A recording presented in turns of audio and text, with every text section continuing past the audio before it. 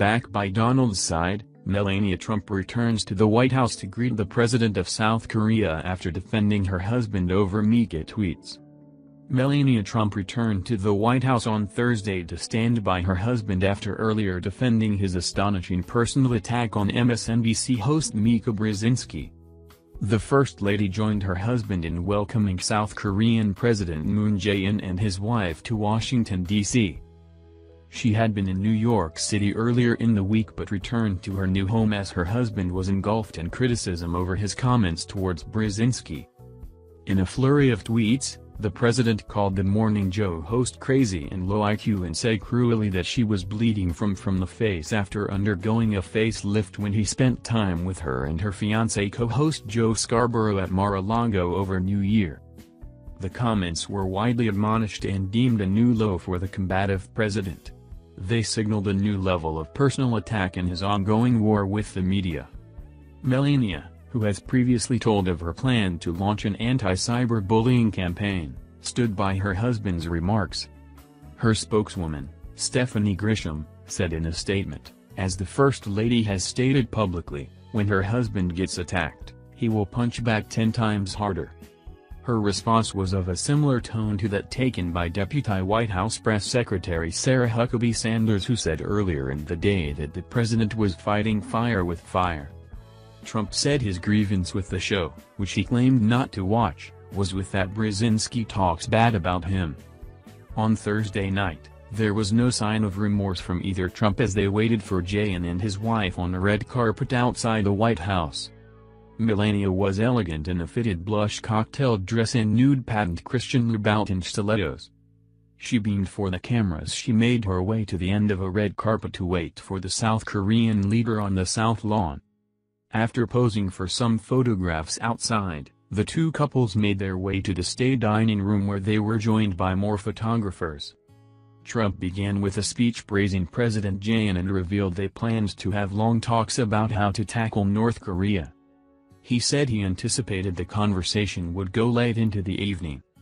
Praising Jae-in on his recent election victory, Trump said he always had faith he would win. "A lot of people didn't expect that and I did expect it. I thought that was going to happen." President Jae-in joked that, like his host, he suffered from fake news coverage. Trump relished the remark and told gathered journalists he hoped they'd heard it. Earlier in the day, he met with leaders on Capitol Hill including House Speaker Paul Ryan, who welcomed his visit and called for stronger ties between the U.S. and South Korea. On the Hill, Jae-in shared his well wishes for House Majority Whip Steve Scalise, who is still recovering after being shot in the hip during an attack on the Republican congressional baseball practice in Alexandria, Virginia, earlier this month. Of the attack, Jae-in said, "We must cross boundaries and all party lines and all come together and unite as one." His visit to Washington is significant given the U.S.'s growing animosity towards his neighbor, North Korea. President Trump has made no secret of his strategy to utilize help from Jae-in and from China's president to stifle North Korean leader Kim Jong-un and his regime.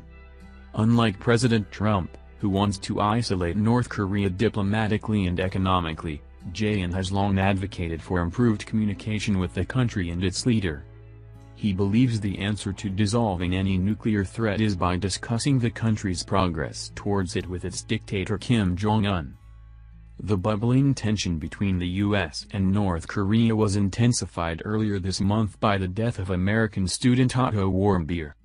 Otto, 22, was returned to Ohio in a coma after spending 17 months in custody in North Korea on June 13. He had been arrested during a tour of the country in 2016 for allegedly stealing a propaganda poster. Korean officials say he became vegetative in their care as the result of food poisoning and a sleeping pill. He died in an Ohio hospital 6 days after being released on humanitarian grounds. The president was rattled by his death and laid the blame squarely with Kim Jong-un.